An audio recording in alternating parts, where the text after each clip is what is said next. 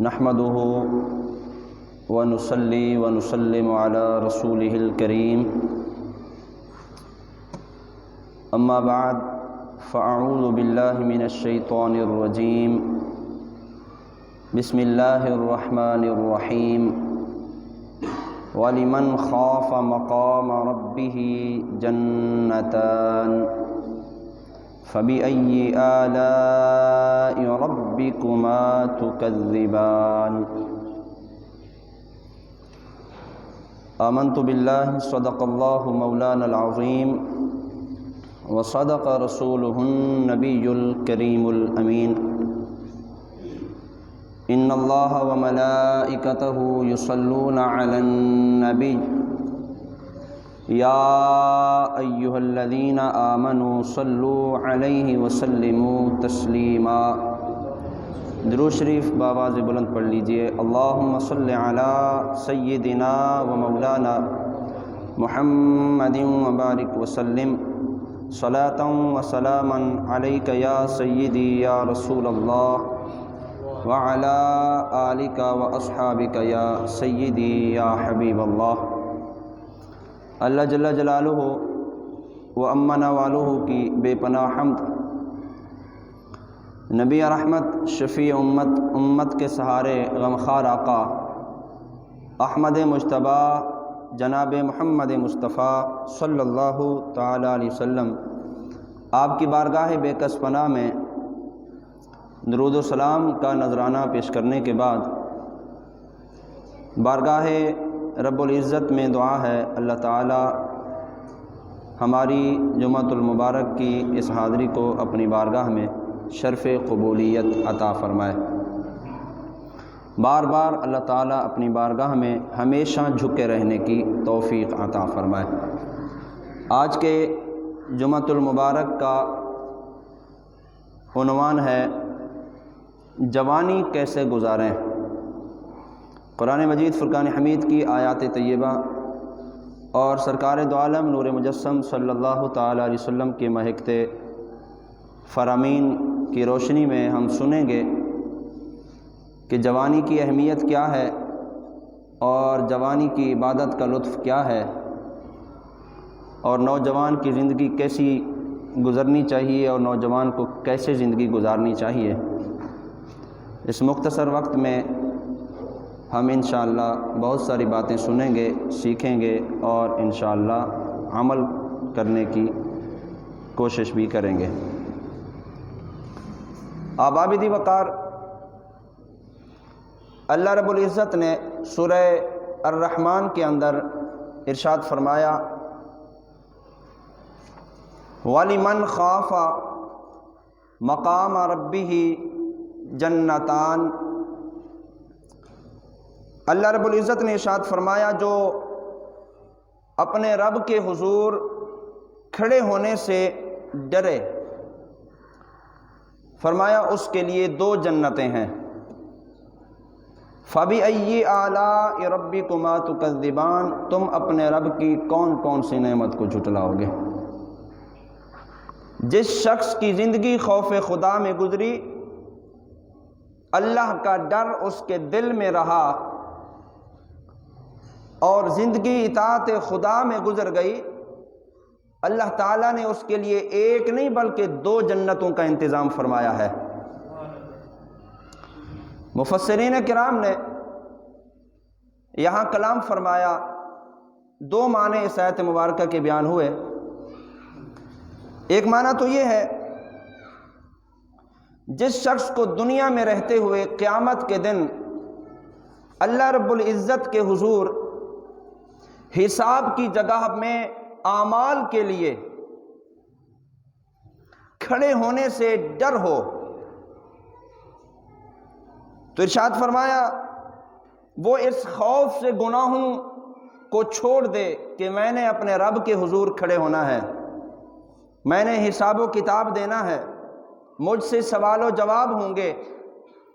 اس خوف اور ڈر کی وجہ سے وہ گناہوں کو چھوڑ دیتا ہے اور فرائض کی پابندی کر کے فرائض کی بجا آوری کرتا ہے، تو فرمایا اللہ تعالیٰ اس بندے کے لیے آخرت میں 2 جنتوں کا وعدہ فرمایا ہے۔ اور اس بات کی تائید قرآن مجید فرقان حمید کی بھی ایک آیت مبارکہ سے ملتی ہے۔ سورہ نازعات کے اندر اللہ تعالیٰ نے ارشاد فرمایا وَأَمَّا مَنْ خَافَ مَقَامَ رَبِّهِ وَنَهَى النَّفْسَ عَنِ الْهَوَىٰ فَإِنَّ الْجَنَّةَ هِيَ الْمَأْوَىٰ۔ ارشاد فرمایا اور وہ جو اپنے رب کے حضور کھڑے ہونے سے ڈر گیا اور نفسانی خواہشات کو اس نے روک دیا، فَإِنَّ الْجَنَّةَ هِيَ الْمَأْوَىٰ، بے شک اس کا ٹھکانہ جنت ہے۔ اللہ کے حضور کھڑے ہونے سے ڈر گیا اور نفسانی خواہشات کی پیروی نہیں کی، بلکہ اطاعت خدا اور اطاعت مصطفیٰ کے مطابق اس نے زندگی گزاری، یعنی شریعت کو اس نے فالو کر کے شریعت پر عمل کرتے ہوئے وہ زندگی گزار گیا۔ ارشاد فرمایا فَإِنَّ الْجَنَّةَ هِيَ الْمَأْوَىٰ، بے شک جنت ہی اس کا ٹھکانہ ہے۔ تو جس کی زندگی خوف خدا میں گزری، جس کی زندگی اطاعت رسول میں گزری، جس کی زندگی عبادات میں گزری ہے، زندگی بھی اسی کی اچھی گزری ہے اور پھر آخرت بھی اسی کی اچھی ہے، اور اسی کے لیے اللہ تعالیٰ نے جنت کو ٹھکانہ بنایا اور جنت اس کے لیے اللہ تعالیٰ نے تیار کر رکھی ہے۔ دوسرا معنی اس آیت مبارکہ کا، ارشاد فرمایا کہ جو اس بات سے ڈر گیا کہ اس کے تمام اعمال کو اللہ تعالیٰ جانتا ہے اور اللہ تعالیٰ انسان کے ہر عمل کی خبر رکھتا ہے۔ ہمارا ایمان ہے، ہمارا عقیدہ ہے، اللہ تعالیٰ ہمارے ہر عمل سے واقف ہے، اچھا ہو یا برا، چھپ کر ہو یا ظاہراً ہو، مجمع میں ہو یا اکیلے پن میں ہو، جو کچھ انسان کرتا ہے بندوں سے تو چھپ سکتا ہے، اللہ تعالیٰ کی ذات سے نہیں چھپ سکتا۔ تو فرمایا جس کا یہ نظریہ ہو، اس بات سے ڈر جائے کہ میرے تمام اعمال میرا رب جانتا ہے اور اللہ تعالیٰ خبر رکھنے والا ہے اعمال سے، اس خوف کی وجہ سے وہ بندہ گناہ چھوڑ دیتا ہے اور عبادات بھری زندگی گزار دیتا ہے۔ فرمایا اللہ تعالیٰ اس بندے کے لیے 2 جنتوں کا انتظام اور اعلان فرماتا ہے، ایک نہیں 2 جنتیں۔ اب یہ 2 جنتیں کون سی ہیں اور یہ 2 جنتیں ملنے کا سبب کیا ہے جو اللہ تعالیٰ 2 جنتوں کا اعلان فرما رہا ہے؟ جنت اللہ تعالیٰ کی نعمت ہے، جو اللہ تعالیٰ کے فرامین اور اللہ رب العزت کے احکام کی پابندی کرنے والے ہیں، اللہ تعالیٰ نے ان کے لیے جنت کو بنایا اور جنت ان کا ٹھکانہ بنے گا۔ لیکن یہاں 2 جنتوں کا ذکر فرمایا، بھئی ایک کمرہ ہوگا، ایک گھر ہوگا، ایک محل ہوگا، یہاں 2 جنتوں کا جو ذکر آیا، کیا سبب ہے؟ 2 جنتیں کیوں ملی جا رہی ہیں ایسے بندے کو؟ اللہ اکبر۔ یہاں 2 جنتوں سے مراد ایک تو جنت عدن ہے اور ایک جنت نعیم ہے، یعنی جنت عدن بھی اللہ تعالیٰ عطا فرمائے گا اور جنت نعیم بھی اللہ تعالیٰ عطا فرمائے گا۔ اور مفسرین نے ان 2 جنتوں کے متعلق کافی ساری باتیں لکھی کہ 2 جنتیں کس وجہ سے ملیں گی اور کیوں ملیں گی، کس انداز میں ملیں گی۔ خلاصہ کلام اس آیت مبارکہ اور 2 جنتوں کا 5 باتوں پر مشتمل ہے۔ پہلی بات تو ارشاد فرمائی 2 جنتیں اس لیے ملیں گی، ایک جنت تو اللہ کے ڈر کا صلہ ہے کہ بندہ اللہ سے ڈر گیا، اس کے صلے میں اللہ تعالیٰ ایک جنت عطا فرمائے گا، اور دوسری جنت کہ اس نے نفسانی خواہشات کو چھوڑ دیا، اس کے بدلے میں اللہ تعالیٰ دوسری جنت عطا فرمائے گا۔ اور دوسری بات ارشاد فرمایا ایک جنت تو اس کے درست عقیدہ رکھنے کا صلہ ہے کہ ہم نیک اعمال کریں گے، اللہ تعالیٰ اس کے بدلے میں جنت عطا فرمائے گا، تو یہ درست عقیدہ اس نے رکھا، اس کے بدلے میں اللہ تعالیٰ ایک جنت عطا فرمائے گا۔ اور دوسری جنت فرمایا اس کے نیک اعمال کا صلہ ہے کہ زندگی میں وہ اچھے اعمال کرتا رہا، اس کے بدلے میں اللہ تعالیٰ دوسری جنت عطا فرمائے گا۔ اور تیسری بات ارشاد فرمایا ایک جنت تو اس لیے ملے گی کہ بندہ زندگی میں اللہ کا فرما بردار رہا، اللہ کی نافرمانی نہیں کی، اس وجہ سے ایک جنت ملے گی، اور دوسری جنت اس لیے ملے گی کہ اس نے گناہ کو چھوڑ دیا، گناہوں سے باز رہا، گناہ کے قریب نہیں گیا، اس گناہ کو چھوڑنے پر اللہ تعالیٰ بندے کو دوسری جنت عطا فرمائے گا۔ اور چوتھی بات مفسرین نے ارشاد فرمائی کہ ایک جنت تو اللہ تعالیٰ اس لیے عطا فرمائے گا چونکہ نیک اعمال پر اللہ تعالیٰ پھر ثواب بھی عطا فرماتا ہے، پھر جس کے اعمال اور ثواب زیادہ اس کو اللہ تعالیٰ جنت عطا فرمائے گا۔ تو ایک جنت اللہ تعالیٰ اس لیے عطا فرمائے گا کہ چونکہ اس نے نیک اعمال کر کے ثواب حاصل کیا، ثواب کے بدلے میں ایک جنت، اور دوسری جنت ارشاد فرمایا کہ اللہ تعالیٰ اپنے فضل کے طور پر اپنے بندے کو دوسری جنت عطا فرمائے گا۔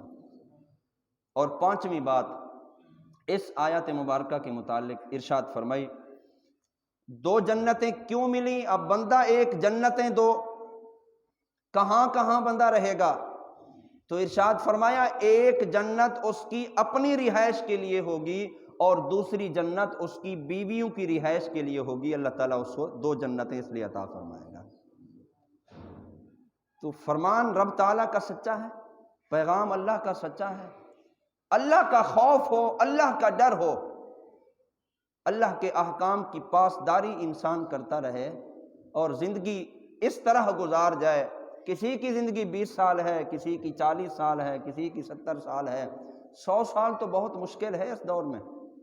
اب یہ تھوڑا سا عرصہ اگر بندہ اپنی خواہشات کو چھوڑ کر شریعت کے مطابق زندگی گزارے اور اپنے رب کو راضی کر لے تو اللہ تعالیٰ اس کی ابدی زندگی کو خوشحال فرما دیتا ہے۔ دو جنتوں کا انتظام اللہ تعالیٰ نے ایسے مرد صالح، ایسے مومن کے لیے انتظام فرمایا۔ حضرت سیدنا فاروق اعظم رضی اللہ تعالیٰ عنہ، آپ کا زمانہ اقدس ہے، ایک ایسا نوجوان کہ ایسی انہماک کے ساتھ وہ عبادت کرتا، حضرت عمر رضی اللہ تعالیٰ عنہ جیسے جلیل القدر صحابی اور امیر المومنین ہو کر رشک کرتے کہ یار کتنا اللہ کا متقی اور پرہیزگار نوجوان ہے کہ اپنے رب کی یاد اس طرح اس کے رگ و پے میں پیوست ہے کہ ہر وقت اللہ کی یاد میں زندگی گزارتا ہے۔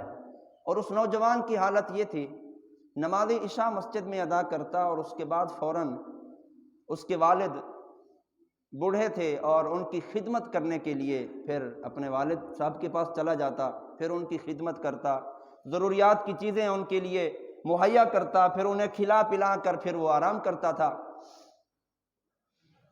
ایک دفعہ ایسے ہوا، جس راستے سے وہ گزرتا تھا ایک خوبرو عورت، خوبصورت عورت اس نوجوان کو دیکھتی اور ایسا ہوا کہ اس نوجوان کو راستے سے پھسلانے کی کوشش کی، اور یہ نوجوان ہمیشہ خوف خدا دل میں لیے اس راستے سے آگے نکل جاتا اور اس عورت کی طرف متوجہ نہیں ہوتا تھا۔ بالآخر عورت کی اس غلاظت کا تیر اور شیطانی ہتھ کنڈوں کے پیش نظر اس کے سینے پر موجزن ہوا، اس عورت کے ہتھ کنڈے میں آ گیا۔ شیطان کے ورگلانے پر برائی کا ارادہ اس نے کر لیا اور اس جانب بڑھا، عورت کی جانب۔ جب عورت کے دروازے پر پہنچا اسے اللہ تعالیٰ کا ایک فرمان یاد آیا۔ اللہ تعالیٰ نے ارشاد فرمایا ان الذین اتقوا اذا مسهم طائف من الشیطان تذکروا فاذا هم مبصرون۔ اللہ تعالیٰ ارشاد فرماتا ہے کہ بے شک وہ جو ڈر والے ہیں، جب انہیں شیطانی خیال کی ٹھیس لگتی ہے تو وہ ہوشیار ہو جاتے ہیں اور اسی وقت ان کی آنکھیں کھل جاتی ہیں۔ جب یہ آیت مبارکہ ان کے ذہن میں آئی اور اس کو پڑھا اور اللہ کا فرمان یاد آ گیا تو وہ شخص بے ہوش ہو کر زمین پر گر پڑا۔ اس کے والد جن کی وہ خدمت جا کر کیا کرتا تھا، جب دیکھا کہ بیٹے کو آج لیٹ ہو گئی، دیر ہو گئی، گھر نہیں آیا ابھی تک، تو والد صاحب اسی راستے پر چل پڑے کہ جا کر دیکھوں بچہ آخر کیوں نہیں آیا، مسجد ہے راستے میں ہے، کہاں ہے۔ آ کر دیکھا تو بچہ راستے میں بے ہوش پڑا ہے۔ لوگوں کی مدد سے اپنے بیٹے کو اٹھایا اور گھر لے گئے۔ اتنی دیر میں بچے کو افاقہ ہوا۔ اس سے پوچھا بیٹا کیا گزری آج، یہ حال آپ کا کیوں ہو گیا کہ آپ بے ہوش ہو گئے؟ تو اس بچے نے وہ پوری کہانی سنائی۔ وہ پوری بات سنائی کہ کتنے دنوں سے میرے ساتھ یہ ہو رہا ہے، اور آج اس برے ارادے سے میں نے قدم اٹھایا اور اللہ تعالیٰ کا فرمان یاد آیا جس نے مجھے بے ہوش کر دیا۔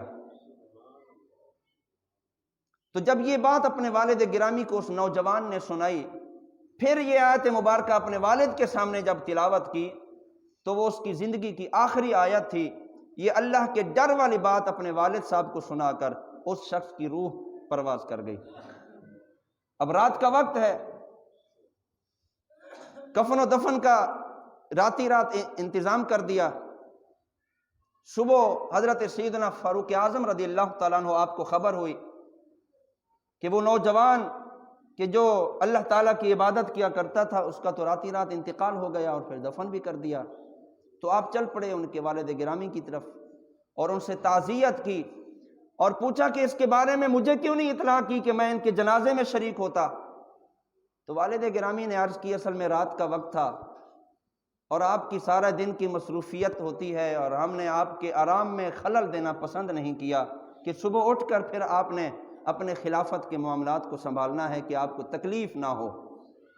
تو حضرت عمر رضی اللہ تعالیٰ عنہ آپ نے فرمایا مجھے اس نوجوان کی قبر تک لے چلو۔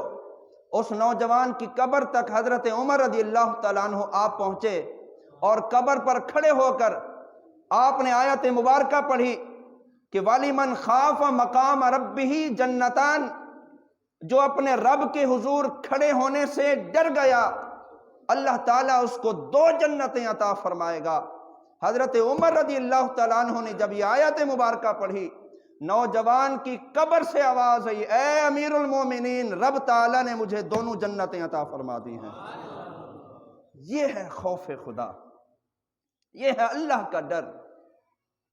اصل زندگی تو جوانی والی زندگی ہے، اصل زندگی تو نئی عمر والی زندگی ہے کہ جس میں عبادت کی لذت بھی ہے اور خواہشات کے سر چشمے بھی اور خواہشات کا جال بھی سامنے آتا ہے، لیکن ان سب حالات کو پیچھے ڈال کر بندہ اللہ کے حضور کھڑا ہو جاتا ہے اور اپنے رب کو یاد کرتا ہے، تو یہ زندگی بڑی حسین زندگی ہے، یہ زندگی بڑی خوبصورت زندگی ہے کہ جو جوانی میں اپنے رب کو یاد کرتا رہا اور اپنے رب کا مطیع اور فرما بردار رہا، تو اللہ تعالیٰ ایسے شخص کے لیے کہ جو رب کا خوف، اللہ کا ڈر رکھتا ہے، اللہ تعالیٰ اس کے لیے 2 جنتوں کا انتظام فرما رہا ہے۔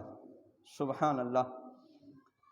حضرت سیدنا ابو ہریرہ رضی اللہ تعالیٰ عنہ آپ روایت کرتے ہیں کہ نبی رحمت شفیع امت صلی اللہ تعالیٰ علیہ وسلم نے ارشاد فرمایا، سبعۃ یظلھم اللہ فی ظلہ یوم لا ظل الا ظلہ، فرمایا قیامت کا دن ہوگا، کوئی سایہ نہیں ہوگا۔